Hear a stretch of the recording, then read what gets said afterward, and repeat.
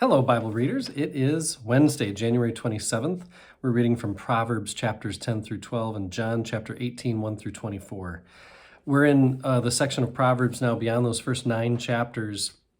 We get into the antithetical collection.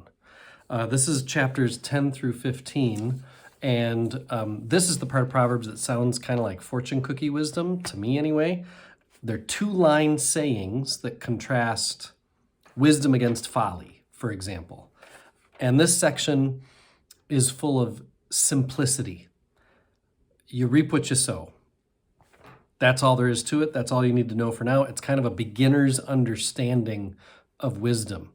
If you were to try to explain what is wise to a young person, you'd kind of start here. You reap what you sow.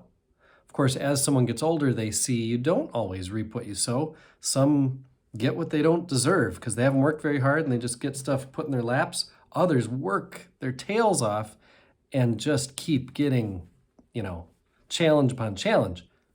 That's wisdom for later in life. This, for a young man, as Proverbs begins, start here. You reap what you sow. Chapter 11, verse 22. This is the one that I remember when I was in confirmation. I came across this and just thought it was so funny. Like a gold ring in a pig's snout is a beautiful woman without good sense. It's that kind of simple wisdom that these chapters are getting after. And then chapter 12, loving discipline is to love knowledge. Work hard, you'll know more. So again, kind of elementary level wisdom. John chapter 18, we're getting into the arrest now. This is the last appearance of Judas, and especially that we've read Matthew, Mark, and Luke, I think it's really interesting to compare how John speaks of Judas versus how the synoptics speak of Judas. Judas appears in the Gospel of John at the anointing at Bethany, the farewell meal, and now the arrest. John, the author, is presenting a paradox that is made even more sharply by putting Judas in these moments with Jesus. Because Judas is obviously among the closest of the disciples to Jesus, and yet Judas betrays him. He's not some peripheral disciple that you never hear about and then all of a sudden he comes out of nowhere to betray Jesus. No, he was there at these different events. And so also, if you've ever watched or listened to Jesus Christ Superstar, the play, the Gospel of John would be the primary source for the understanding of how that play works. Judas is very close. Jesus' best friend is how Jesus Christ Superstar depicts that relationship. So anyway, that's an aside. But by putting him close to Jesus, John emphasizes the depth of betrayal. The rest of Judas's story is in Matthew, Mark, and Luke. When you think about how he was paid for this betrayal and then dying with the silver, in the field, all that kind of stuff, John doesn't talk about any of that at all.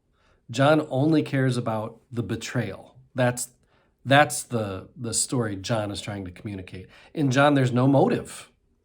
There's no greed behind Judas's betrayal. Judas simply chooses Satan over God. Our task as we read of the story of Judas is to accept the reality of evil in the world. Humans surrender to evil sometimes, which is in many ways scarier than a simple motive of greed. Verses 13 to 27, Jesus' trial before Jewish authorities. It's different than Mark and Matthew, where there's an evening meeting with the Sanhedrin. In Luke, there's a morning Sanhedrin session. John, the Gospel of John, there is no formal trial at the Sanhedrin, just Annas.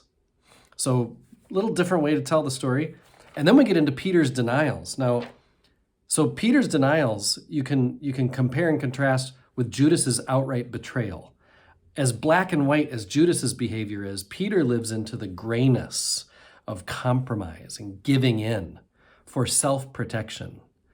Jesus has just think of how John paints this. Jesus has just proven his words as he has said before this, I'm willing to lay down my life for you.